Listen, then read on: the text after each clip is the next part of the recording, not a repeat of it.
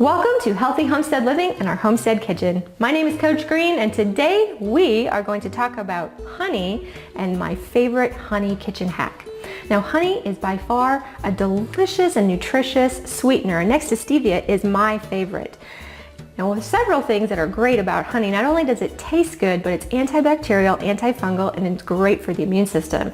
That's why they say that it's really good if you have pollen allergies to consume local honey, so you can build up that immunity to the local pollens that are naturally occurring inside the honey itself. The other thing I love about honey is it's one of those sweeteners that we can actually produce here on our homestead, where cane sugar or molasses, some of these other sweeteners are a little tricky to grow and produce here on the homestead, whereas honey, we can have our bees and we can have wonderful sweetener that is right here, local. We know exactly where it came from and how it was handled. Now, the only thing about honey, though, is sometimes if the jar isn't sealed tight enough, or if for some reason that we extract the honey when there's a little too much moisture in the honey itself, it may crystallize like this jar did. And if it crystallizes, it's pretty much solid and it's not going to pour at all. And so what we need to do is to give it that nice liquidy consistency again.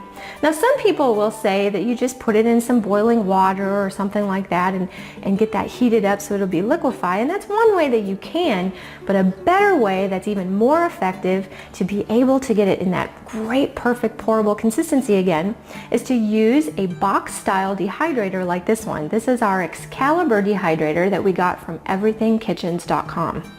The great thing about a dehydrator, as opposed to some of the other methods, and by the way, you never want to microwave honey. The thing that we love about the dehydrator is that it is designed specifically to remove moisture using gentle heat. So what it will do is get that into that perfect consistency by taking the crystallized moisture out of there, but at the same time it's using gentle heat that will not disrupt the enzymatic action in the honey. So we preserve the wonderful, nutritious goodness in that honey when we use a dehydrator.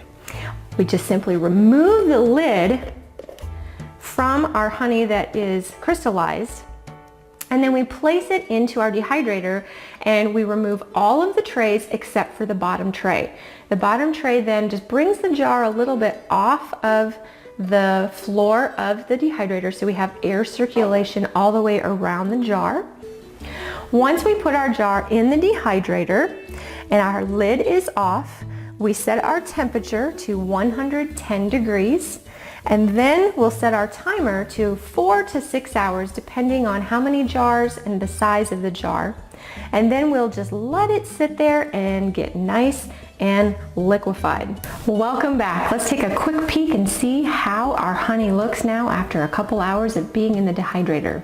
Now, this has been warm for several hours, so if you need a kitchen mitt or some type of a hot pad to be able to reach in here, you can. Normally it's not too bad. It is warm, but it's not too bad to be able to grab this jar out. And oh, look at that beautiful liquid, perfect consistency honey. We've got it exactly the way I love it. Nice and creamy and perfect for our favorite recipes. So that's all there is to being able to re-liquefy your crystallized honey without having to put it in boiling water or some of these other methods that are less than desirable. All you need to do is pop it in the dehydrator. So thanks so much for watching. We'll see you on the next video.